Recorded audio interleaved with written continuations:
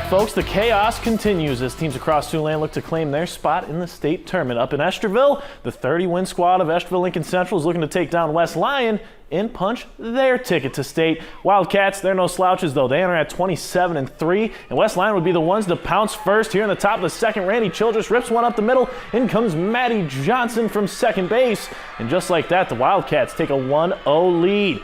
But ELC responds in the bottom half of the inning as Evelyn Nath pops one up, and that goes way back to right field. Jordan Stokes kicks it into gear. She rounds it, and she heads all the way in from first, and we're tied up at 1. Bottom of the fourth now. Jordan Stokes gets the bunt down, and the throw to first is too wide. ELC scores again, and Esterville Lincoln Central will hold on to their lead, taking the 3-1 win to return to the state tournament for the first time since 2021.